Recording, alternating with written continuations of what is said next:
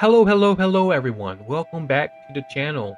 And of course, as your herald, I have another question for you. What makes someone master the end of the world without losing themselves? To self-teach themselves to use a sword, even to keep good dental hygiene. In a world where morality collapses, trust is rare, and death is absolutely everywhere, one character stood out not just for her skill, but for her own discipline, her pain, and her evolution, and how she mastered herself through loss and death. And today, we're breaking down the complete story of Michonne Hawthorne, also known as Lady Grimes or even the Samurai. From her mysterious introduction to her emotional departure and everything else in between. This is not just a recap. Instead, this is a full character analysis that's honestly so fun to do. Because I get to make and do something that I like. And Michonne is actually one of my favorite characters in TV history. Now, let's get into the video that is revolved around the female samurai of the Walking Dead universe and how she effortlessly dispatches hordes of walkers of the wildfire virus. Yeah, that's actually called the virus, the zombie apocalypse strain virus is the wildfire virus. But if you did enjoy the video, please like, sub, and do all that good stuff. But without further ado, everybody, let's get into the video. Who was Michonne before the fall? Michonne Hawthorne wasn't a warrior now at this point. She was a lawyer living in a structured world, a civilization with rules, and she even had a partner, and his name was Mike. And together they had a young son named Andre that she adored very, very much. And this part matters more, even more so, even more than anything else in understanding her. Because Michonne didn't just lose the world, she lost her entire world. Now, when the outbreak began in The Walking Dead, when the wildfire virus broke out all over the world, society completely collapsed instantly. And in that chaos, Michonne's life shattered because her partner Mike and his best friend Terry quickly became liabilities. They became weak and reckless and were addicted to drugs. And because of their actions, one day when they were on watch, they got completely stoned. And in the attack, the walkers got into the camp of the military camp that they were in, and her son Andre died on their watch. And that moment, it broke her. But what came after defined her. And what she did was out of anger, sorrow, regret, and misery. But to me, it was completely understandable because she lost her son that was her best friend. Andre was her world, and she left him in the care of someone that she trusted, and it ended up being catastrophic. Now, when we first meet Michonne, she's silent, guarded, almost myth-like, walking through the apocalypse with two chained walkers behind her. They were armless, jawless, and completely under her control, almost tame even. But most people saw a weapon. Those walkers, however, were Mike and Terry, her former partner and the man who indirectly caused her son's death. Michonne didn't just kill them. She turned them into reminders, but it was also a punishment. Not just for her though, but also for them, as they were a living symbol of her guilt and survival. It showed us how truly gangsta Michonne actually is. So, she cut off their ability to bite, their arms to grab, and used them to mask her scent from the other walkers, and she oftenly walked among large hordes. However, this wasn't just brutality, it was intelligence, physiological warfare, and emotional coping for her. All at once, because in the early days in the world, only a few selected groups knew that you can mask your scent using walkers. And she displayed this beautifully and horrifically, and with great skill, actually. Though Michonne officially enters the main story when she saves Andrea after the events of season 2, when the farm is overtaken by walkers. But even then, she doesn't trust easily, and she's right not to do so, because they eventually reach Woodbury, led by the Governor Philip, and Michonne immediately senses the amount of bullshit spewing out of his mouth, because while others see safety, She sees control and manipulation along with their hidden violence. She she refuses to stay, and that very instinct saved her life despite almost dying when the governor actually sent Merle and Carjulio and his crew. And she actually showed how pimp she actually is, completely dispatching the group in seconds, only leaving one survivor due to though she was slightly injured in the attack by Merle Dixon, but nonetheless, her swiftness is horrifying. And I wouldn't want to mess with Michonne Hawthorne because she is quick, she is without remorse, and she's completely fucking gangsta, bro. Alright? But after surviving Merle and his attack, Michonne eventually meets Rick Grimes. Though at this point in their meeting, it's not an instant friendship.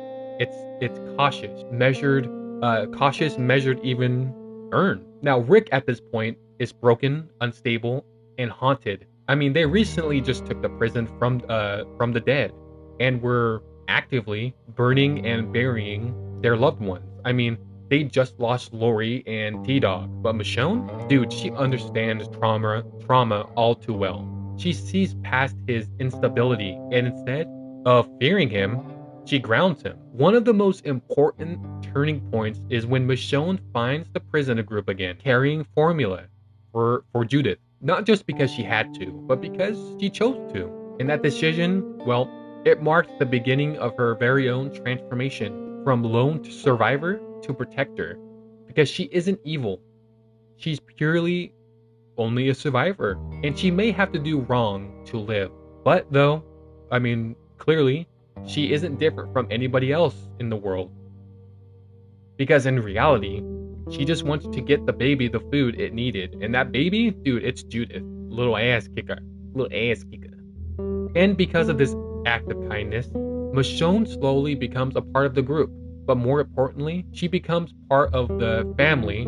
She becomes part of the family, the found family. And her bond with Carl is especially important because Carl Grimes becomes the emotional bridge between Michonne and the group.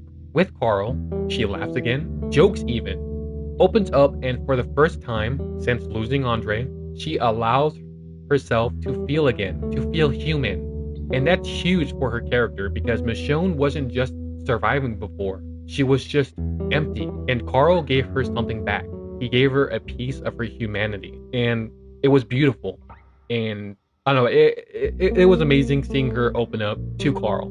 Though I want to talk about the iconic katana that she carries around. And I don't know, bro. It's very, I mean, I feel like any zombie apocalypse related media needs a katana, right?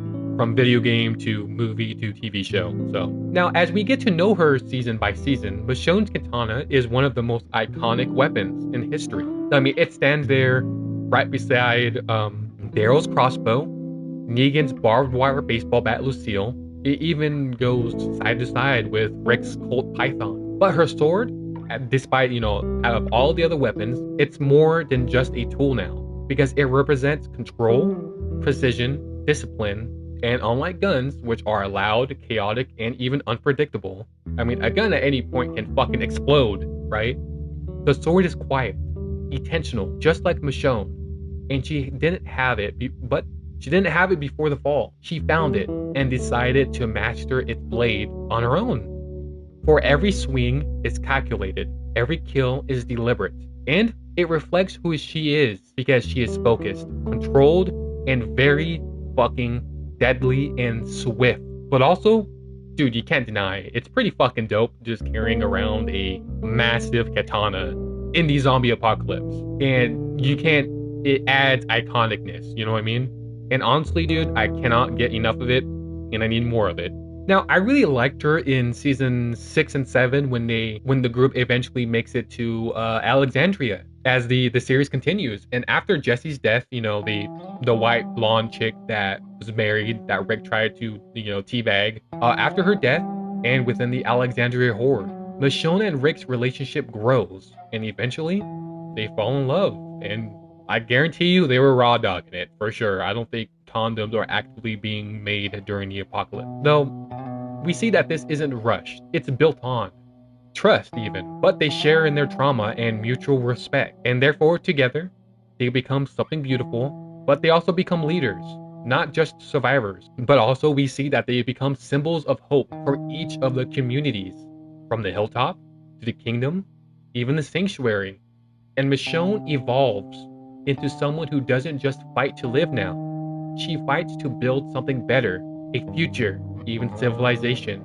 And she even leaves home to find the man she loves and to bring him back, to reunite him with his daughter Judith and introduce him to Rick Grimes Jr., who was born after his disappearance or his presumed death in season 9. But also to remind him of Carl, because we see in the ones who live the spinoff that Rick is actually forgetting Carl's face, and it's Michonne who brings that memory back. He starts to remember his son's face. And I mean, dude, we see the epic conclusion of that spinoff when they do return to what is now the Commonwealth, because we see in season 10 and 11 that every communities that are in that area, including the hilltop and the kingdom, what's left of the sanctuary, and Alexandria, all of those become a part of the Commonwealth, and the Commonwealth is a collective of communities in that region. And Rick and Michonne, they bring the new and constructed CRM with them with supplies for the Commonwealth. Though after Rick, we're going to go back to what happened after season 9 and the 10-year gap, because now we're talking about when Rick disappears. Michonne changes again. However, not into someone cold, but into someone guarded, heavily guarded, forming stronger walls and completely shutting them. She becomes harder with decisions, and she becomes leader of Alexandria, a protector, a mother figure. But underneath that strength, it's grief, unresolved and heavy, as she carries Rick's absence the same way she carried her past, silently but powerfully. And she does so as Daryl remains outside of the walls for 10 years, punishing himself. And he actively looks for Rick. Now, later though, Michonne does open the gates of Alexandria, having the kingdom, hilltop, and all the others, the surrounding. They weren't Commonwealth at this point yet. She did close them for they all to fend for themselves. Though, eventually she does reopen the gates for trade route for the communities, and the Alexandria is brought back into the fold. But this brings the rise of gathered horrors in the form of the Whisperers. The skin-tight, human skin-wearing weirdos. Now, during the Whisperer War, though, after a very traumatizing and morally degrading investigation, Michonne discovers something shocking on board of a ship. She finds evidence that Rick might still be alive. She finds his boots, a phone of her and Judith, and in that moment, she faces a choice: to stay and help fight the war, or to search for the man she loves. And true to the character, she chooses hope, because Rick Grimes, in reality, she chooses hope. So she leaves behind safety to chase him, to find him. And she never gave up on that decision. And it perfectly redefines her, in my opinion, because at this point in the series, Michonne just isn't a survivor. She is someone who refuses to let the world take everything away from her. And just like all the other main characters in the show, her character is written beautifully, because she's not just perfect in the traditional sense, but she is also perfect in combat and in morals. I mean, she's a mother, but she's also a lover. But she's also fucking a gangsta, warrior, samurai thing, I guess, person. I don't know what else they can call it though. But in reality, Michonne's story is more than survival. It's about loss. It's about loss, identity, healing, and purpose. As she started as someone broken by the world and became someone who rebuilt it. However, not perfectly, but meaningfully instead. In a world full of chaos, absolute chaos, Michonne brought balance in a world full of death. She protected life at all costs, and with sheer elegance along the way. Because in a world that takes everything, she chose to keep going and to ride through literal hell to find the man she loved and to bring him back through their people, to their family. Now, if you've made it this far, you already know, dude, Michonne isn't just one of the most badass characters in The Walking Dead. She's one of the most complete too. And and I honestly, dude, I loved talking about her story in this video.